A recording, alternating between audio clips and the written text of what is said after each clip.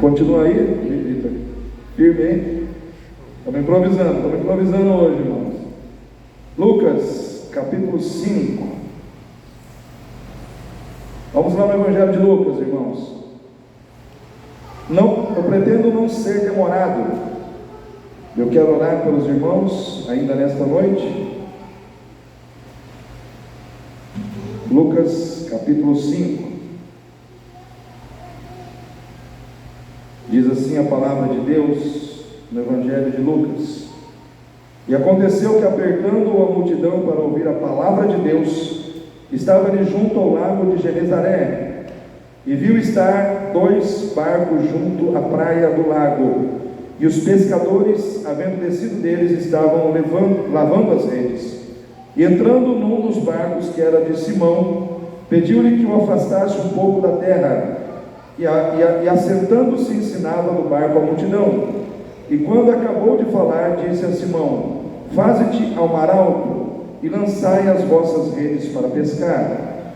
E respondendo Simão, disse-lhe: Mestre, havendo trabalhado toda a noite, nada apanhamos, mas sobre a tua palavra lançarei as redes. E fazendo assim, colheram uma grande quantidade de peixes, e rompia-se-lhes a rede. E fizeram sinal aos companheiros que estavam no outro barco, para que fossem ajudar. E foram e encheram ambos os barcos de maneira tal que quase iam a pique. E vendo isso, Simão Pedro prostrou-se aos pés de Jesus, dizendo: Senhor, ausenta-te de mim, que sou um homem pecador. Pois que o espanto se apoderara dele, e todos os que com ele estavam, por causa da pesca de peixe que haviam feito. E de igual modo também de Tiago e João, filhos de Zebedeu, que eram companheiros de Simão. E disse Jesus a Simão: Não temas, de agora em diante serás pescador de homens. E levando os barcos para a terra, deixaram tudo e seguiram a Jesus. Irmãos, nós conhecemos esse texto como a pesca maravilhosa. E que pesca foi essa, né? Jesus realmente surpreendeu a todos que estavam ali naquele dia, naquela manhã. Muitos que estavam ali estavam desanimados, tristes, porque não haviam conseguido pescar durante a noite. Mas Jesus apareceu, entrou em cena, né, na vida daquelas pessoas. E eu fico pensando, irmãos, que a presença de Jesus muda tudo. A presença de Jesus muda o quadro. A presença de Jesus muda as circunstâncias. A presença de Jesus muda o interior das nossas vidas. A presença de Jesus muda a problemática que muitas vezes nos envolve. A presença de Jesus muda as situações da nossa vida. Então a presença de Jesus é tudo que nós precisamos na nossa vida. Com Ele, irmãos, nós podemos alcançar aquilo que sozinhos nós jamais poderíamos alcançar. E eu fico pensando aqui, irmãos, que às vezes as crises, os momentos de crise, eles aparecem na vida do crente. E eu quero olhar para Pedro aqui como um crente.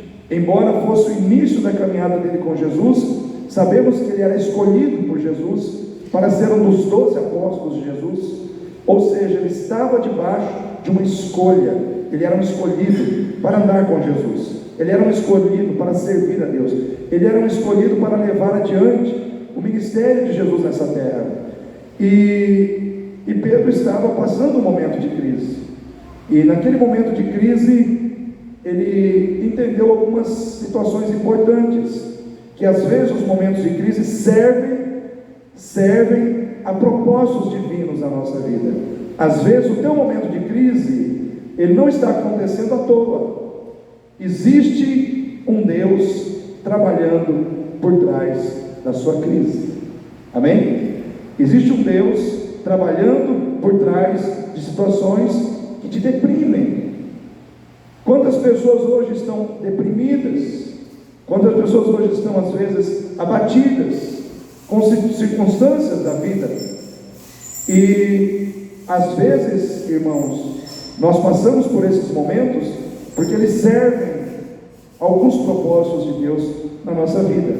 E eu vejo, irmãos, que muitas vezes os momentos de crise que nós passamos para que nós possamos entender ou refletir sobre, no momento da crise, que atitude nós vamos tomar, que atitude nós vamos desenvolver quando nós estamos em crise. E Pedro estava em crise, e no meio da sua crise ele só tinha duas atitudes a tomar: ou ele se entregava à tristeza, à frustração, ao desânimo, ou ele ouvia Jesus, obedecia a Jesus, para que as coisas começassem a mudar. Vou repetir: às vezes no meio da crise nós temos que refletir sobre qual é a melhor decisão que nós podemos tomar.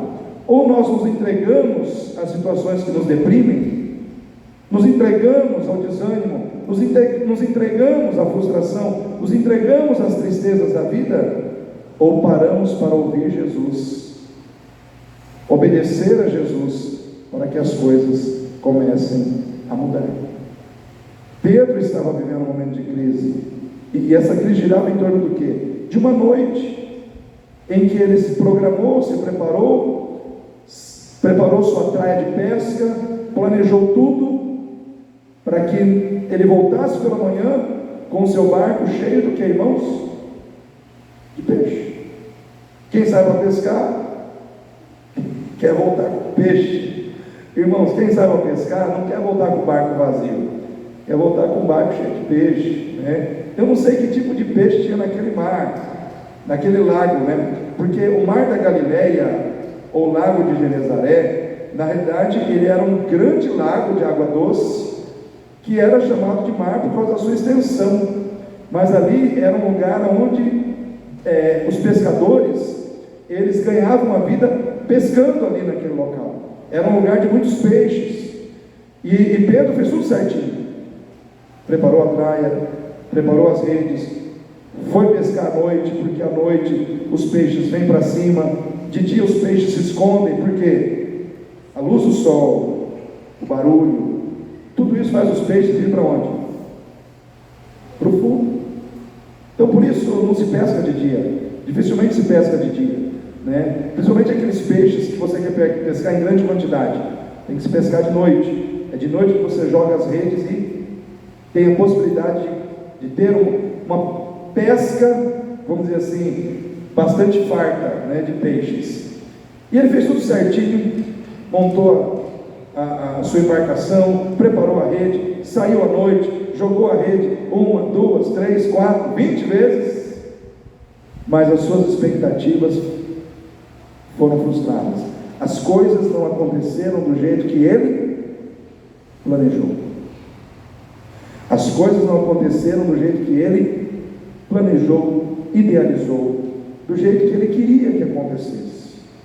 Eu pergunto para você, como que você fica quando as coisas não acontecem da maneira como você planejou? Como você fica quando você planeja, organiza, faz tudo certinho e no final nada do que você planejou acontece? Como é que você fica, Vitor?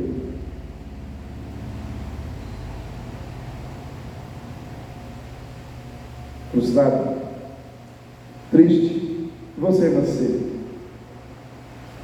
quando nós temos objetivos e lutamos por esses objetivos, qual é o objetivo pelo qual você tem lutado dentro da sua casa? Qual é o objetivo pelo qual você tem lutado dentro da sua família? Qual é o alvo que você tem buscado e você tem feito tudo certinho para alcançar? Todos nós temos alvos, sim ou não, irmãos? Todos nós temos objetivos, todos nós queremos alcançar alguma coisa. Pedro queria pescar, ter o barco cheio de peixes, mas talvez você queira ter a sua família na igreja, talvez você queira que um filho que saiu da igreja volte para a igreja, talvez o seu objetivo seja que a sua vida financeira, ou a vida financeira da sua família mude, e você tem feito tudo certinho, mas não tem acontecido as coisas do jeito que você gostaria que acontecesse. E aí, como que você se sente? Bem? Feliz? Alegre? Porque as coisas não estão acontecendo? Não, irmãos, esse é um momento bastante perigoso na nossa vida. Quando nós, como crentes, fazemos tudo certo, a gente começa a interiorizar no nosso coração aquele direito de querer exigir que as coisas aconteçam. E quando as coisas não acontecem, a gente começa a perder muitas vezes a nossa fé. A gente é tentado a perder a nossa confiança. Esse é um perigo na vida de muitos crentes. Quando a gente faz tudo certinho, a gente quer o resultado. Por quê? Porque a gente está fazendo tudo certinho. Senhor, eu estou entregando o dízimo, eu não posso bater o carro. Senhor, eu estou entregando o dízimo, não posso passar necessidade. Mas de repente o carro bate. E aí? De repente você fez tudo certinho, você entregou o seu dízimo, mas aí de repente aconteceu um problema, que todo o seu dinheiro foi embora e você ficou endividado. E aí? Como é que você se sente? Você fica feliz? Você fica em paz? Como é que fica o seu coração? Eu estou orando, estou buscando a amada, e a amada não apareceu ainda, ou amado, né? Não apareceu ainda, mas estou fazendo tudo certinho. E aí, como é que o nosso coração fica? Você só tem duas opções, irmãos. Ou você se entrega de vez à tristeza, à frustração, à decepção, à revolta, ou você para ouvir Jesus e continua obedecendo a Deus, mesmo frustrado, mesmo cansado, mesmo decepcionado, porque era assim que Pedro estava. Você tem que entender que Pedro estava cansado, abatido, decepcionado, frustrado, mas ele ainda disse: eu sou capaz de obedecer a Deus mesmo assim. Amém?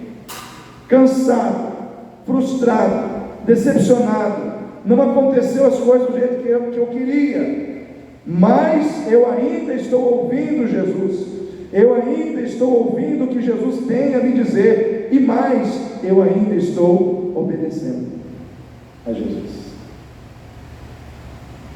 Irmãos, é nos momentos de crise que Deus prova o quanto você pode ser obediente. É nos momentos de crise que Deus prova o quanto você ainda crê, apesar dos resultados negativos que você está tendo.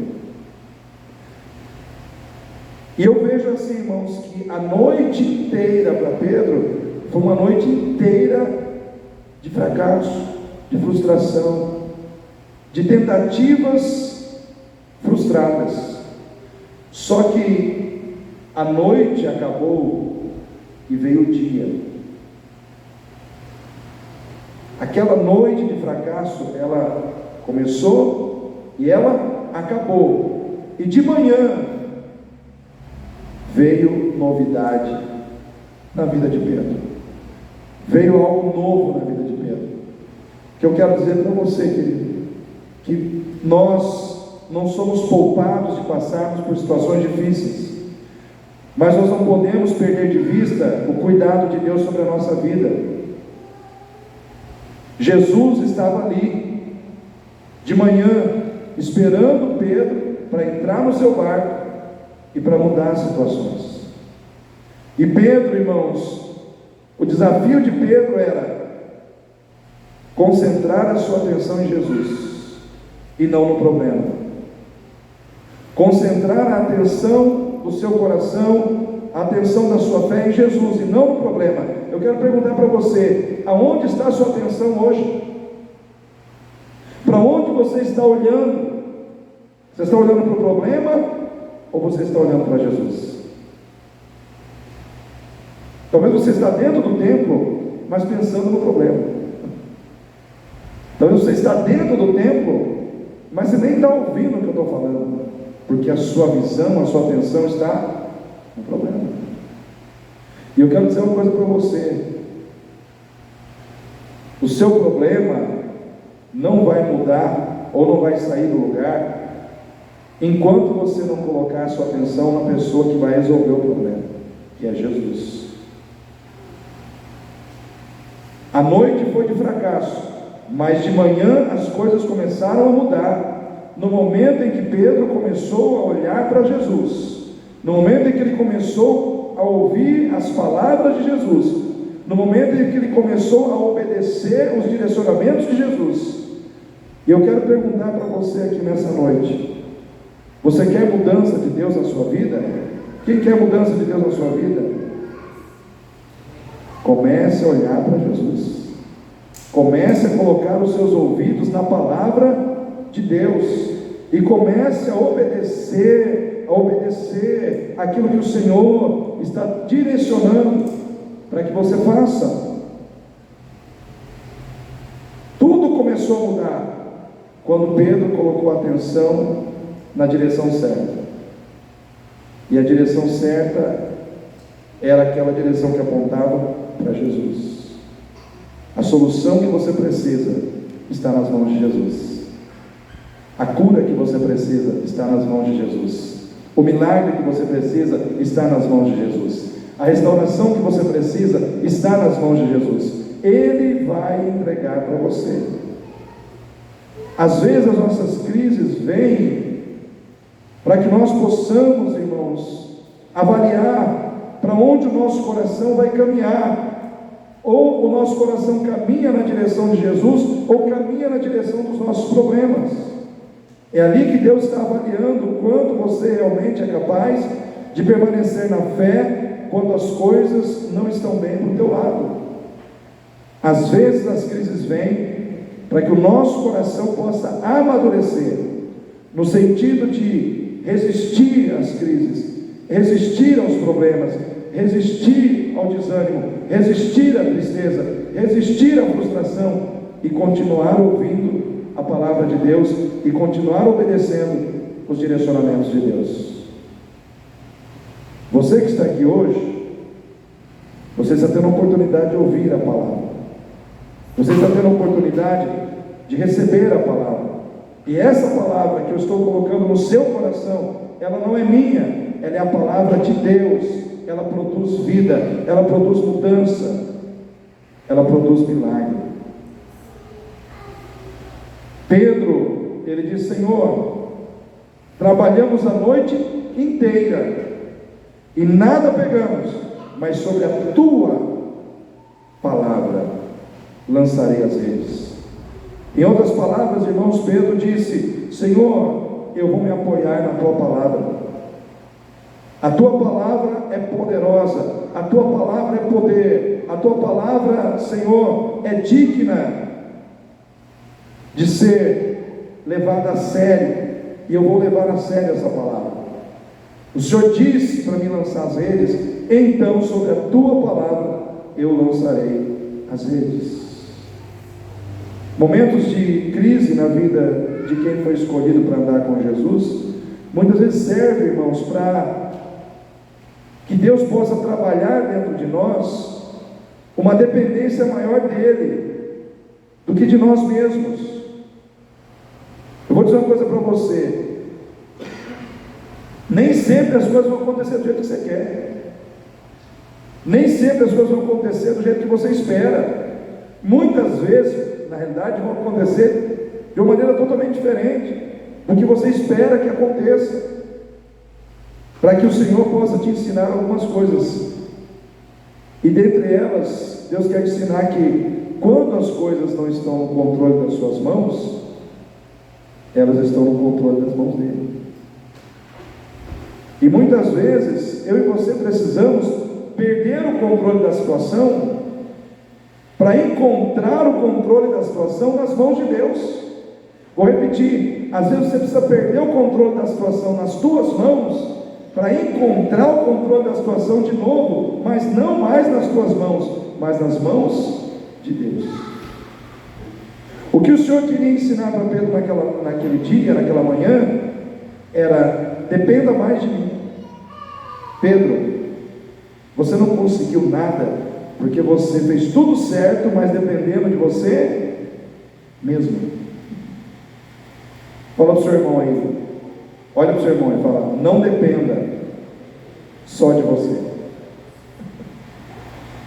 Às vezes a gente acha que nós somos o bicho da goiaba, irmãos, que a gente vai resolver porque nós sabemos como resolver, e a gente é bom, e a gente faz, e a gente acontece. E quando a gente começa a agir assim, a gente não percebe que a gente começa a ser autossuficiente. E tem muitas coisas na nossa vida que a gente não vai conseguir resolver, porque Deus é que quer resolver. Amém? Deus é quem quer resolver aquela situação. E às vezes Ele vai permitir que você se frustre, para que você possa dizer: Senhor, verdade, eu já tentei, eu já fiz tudo que eu podia, não posso, agora é com o Senhor. Aí Deus fala: agora sim, agora eu vou te dar o que você queria, agora eu vou fazer o que você queria que eu fizesse, porque você entregou nas minhas mãos. Entrega teu caminho ao Senhor, confia nele, e tudo mais Ele fará. É difícil para nós entregarmos, irmãos. A gente cita esse texto bíblico com facilidade, mas na hora da gente entregar para Deus, não é fácil. A gente vai entregar, a hora que Deus vai pegar, a gente pega de volta, porque a gente quer resolver do nosso jeito, da nossa maneira. E Deus fala: não é nem do teu jeito, nem da tua maneira, é eu que vou fazer, de uma maneira totalmente diferente de como você faria, mas vai acontecer. No final, o que você espera, eu vou te dar, mas será do meu jeito. Amém, igreja? Será do meu jeito. Eu lembro de um testemunho de uma irmã que queria ganhar o marido para Jesus. E ela, enquanto ela brigava com o marido para ele na igreja, ele não ia. Aí Deus tocou no coração dela e falou: não briga, só faz ele te levar e deixa tudo. E vem para a igreja, ele só te leva, deixa ele à vontade. E aí o marido disse que um dia levou, estacionou o carro, ela entrou na igreja, ele ficou lá fora. Ele não foi embora, ficou lá fora, ouvindo. E ela não sabia que ele estava lá fora, ouvindo. E a palavra de Deus começou a entrar no coração dele. Passou um próximo final de semana, ele levou ela de novo. E ele ficou ouvindo, mas não lá dentro.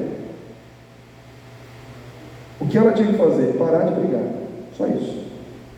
E ela parou, não insistiu. Só que ele foi levar e ficou lá fora. Na outra vez, ele falou para ela: olha, eu vou entrar com você, mas eu vou sentar lá atrás. Ela até assustou. Aí ele foi e sentou lá atrás. E a palavra, passou um tempo que o homem estava lá na frente aceitando a Jesus. Por quê? Porque ela entregou nas mãos de Deus, e Deus agiu. Eu quero dizer para você: Deus age, Deus opera. Irmãos, na cabeça de Pedro era uma loucura, cabeça de pescador, era uma loucura pescar de dia. Se de noite não pegou nada, de dia, pior ainda. Só que Pedro falou: sobre a tua palavra eu vou lançar as redes. Pedro disse assim: Senhor, se eu não pegar nada, a responsabilidade é tua, porque eu estou lançando sobre a tua palavra. Só que o Senhor honra a palavra dele, irmãos. Deus não entrega uma palavra que Ele não vai cumprir. Deus não lança uma palavra que Ele não vai honrar, porque o Senhor diz: a minha palavra a palavra que sair da minha boca, ela não voltará para mim vazia, antes prosperará naquilo que eu a designei para fazer. Ela prosperará, não voltará vazia. E Pedro, irmãos, dependeu do Senhor. Ele tomou a atitude mais inteligente que um crente poderia tomar naquele dia. Dependeu de Deus mais do que de si mesmo. E o que aconteceu? Ele pegou uma grande quantidade de peixes como ele nunca havia pescado antes. Ou seja, a vitória que ele teve foi maior do que ele esperava receber. E eu quero dizer para você que está aqui nessa noite, Deus tem uma vitória para te entregar maior do que você espera receber. A vitória que Deus tem na tua vida é maior do que você espera receber. Mas para isso você tem que depender de Jesus. Às vezes os momentos de crise vêm para nos ensinar que nós temos que depender mais dele do que de nós. Às vezes os momentos, irmãos, de crise vêm para a nossa vida para que a gente aprenda a trocar a esperança da lógica pela esperança da fé. Tem um texto interessante em Romanos capítulo 4, versículo 18, que fala sobre Abraão, que Abraão em esperança creu contra a esperança. Já viu esse texto, Vitor? Em esperança Abraão creu contra a esperança e se tornou pai de muitas nações. Eu ficava pensando, mas Senhor, como é que ele creu? Como é que em esperança ele creu contra a esperança? Em esperança ele creu contra a esperança? Estranho, né? Só que eu fui entender que haviam duas esperanças ali. Na esperança da fé, ele creu contra a esperança da lógica. E pela esperança da fé, ele teve vitória no final. Porque, irmãos, pela lógica, havia uma esperança natural que ele, como ser humano, esperava receber, que era não ser pai. Com 100 anos de idade, a mulher dele já envelhecida também, qual era a esperança natural? Que eles não seriam pais. Essa é a esperança da lógica. Pela lógica, o que você pode esperar? Nada. Você vai morrer sem ter filhos. Só que pela esperança da fé, ele creu contra essa esperança, e pela esperança da fé, ele se tornou pai na velhice. Pedro, ele teve que crer contra a lógica. A lógica disse para ele: não vai pegar nada, de dia ninguém pesca nada. Só que pela fé, ele acreditou que ele iria lançar as redes, e aquelas redes saíam dali cheias de peixe. Às vezes, as crises vêm para mostrar para você onde é que está a sua esperança. E eu quero fazer uma pergunta: onde está a sua esperança? Você está esperando na fé, ou você está esperando na lógica? Porque pela lógica, às vezes a gente olha para o nosso problema, a gente fala, não tem jeito, não tem solução. E pela lógica não tem mesmo. Mas pela fé em Deus, tudo é possível. Porque tudo é possível àquele que crê. Amém, igreja? O que você não pode, Deus pode. O que você não faz, Deus faz. Aonde sua mão não chega, a mão de Deus alcança. Aquilo que você não consegue operar, Deus opera. Mas você tem que crer. Aquele momento de crise veio para revelar aonde a esperança do coração de Pedro estava. E a esperança do coração de Pedro estava na sua fé em Jesus. E na sua fé em Jesus, ele teve a vitória que ele precisava. E a sua vida, querido, não é diferente da dele. A sua esperança tem que estar em Jesus, e a sua esperança em Jesus te dará a vitória que você precisa. Em quem você está esperando? Em quem você está esperando? Espera no Senhor, e Ele te dará a vitória. Amém? Espera no Senhor. Momentos de crise também vem para nos levar a refletir sobre a condição de nós vivermos em torno da bênção que Deus vai nos dar ou do chamado que Deus nos entrega. Porque Jesus, irmãos, Ele não veio só para te abençoar, Ele veio para te dar um chamado. Amém? Ele não veio só para abençoar a sua vida, Ele não veio só para suprir suas necessidades, Ele não veio só para resolver os seus problemas, Ele veio para colocar um chamado na sua vida. E foi isso que Ele fez com Pedro. Depois que Ele ajudou Pedro a pescar, trouxe os peixes para a praia, e aí Ele disse assim: não te chamo mais pescador de peixes, mas pescador de homens. O que a Bíblia diz? Que eles deixou tudo ali e eles seguiram a Jesus. Ou seja, eles queriam tanto peixe, e Jesus ajudou eles a pescar os peixes, mas no momento que os peixes foram entregues nas mãos deles, eles tiveram que ter a capacidade de deixar a bênção para seguir quem abençoou. Amém? Eles tinham que ter a capacidade de pegar a bênção, deixar a bênção ali e seguir o abençoador. Amém, igreja? Porque o abençoador é maior que a bênção. O abençoador está acima da bênção. E isso não pode, irmãos, nós não podemos perder de vista isso no nosso coração. O problema é quando as pessoas são abençoadas, Deus entrega a bênção, e aí o Senhor fala: vem, eu quero te usar. Aí a pessoa fala: não posso, Jesus, porque agora eu quero ficar com a bênção, eu quero ficar na bênção, eu quero desfrutar da bênção. O que acontece quando a gente faz isso? A gente está vivendo em torno da bênção e nós estamos esquecendo do chamado que o abençoador veio colocar nas nossas vidas. E aí nós começamos a fracassar de novo. Porque, irmãos, a bênção ela passa.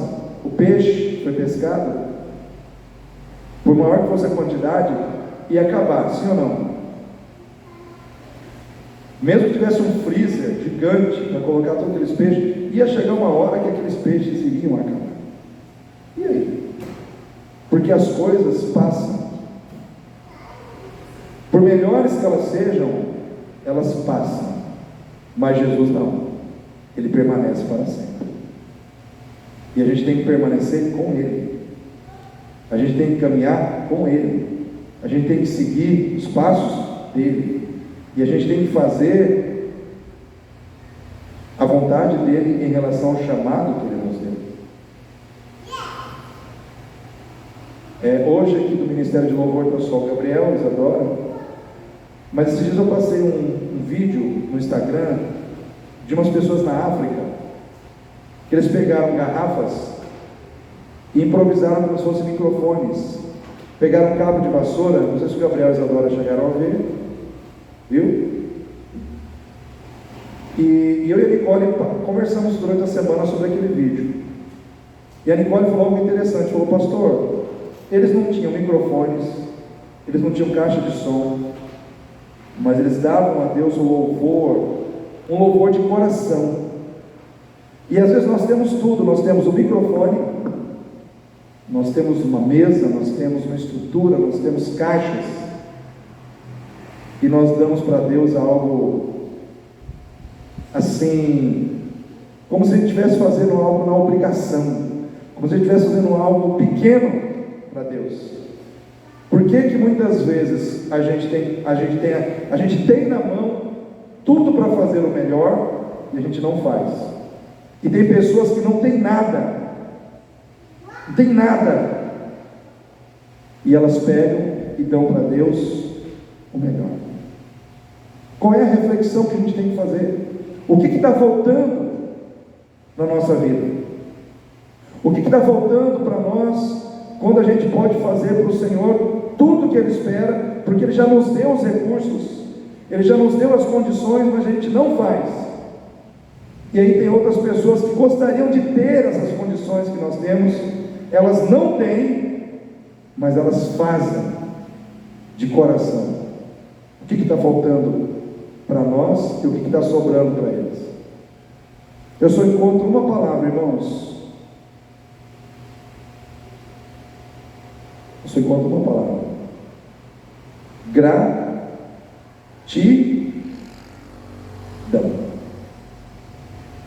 Gratidão.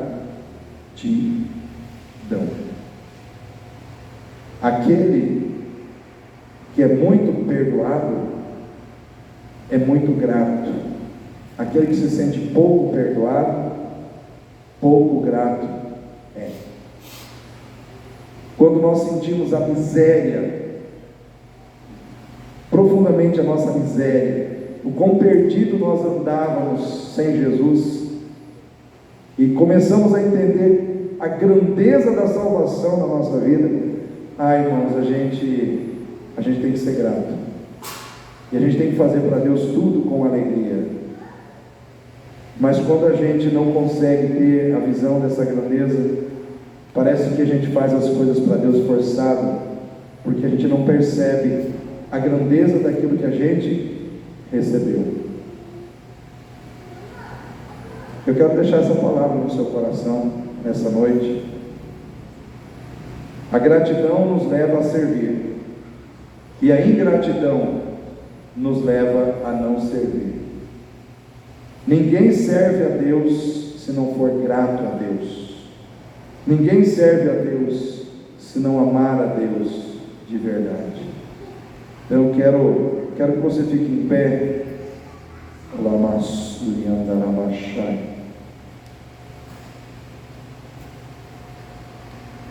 Quero que você venha aqui à frente, eu quero orar por você. Talvez você veja aqui nessa noite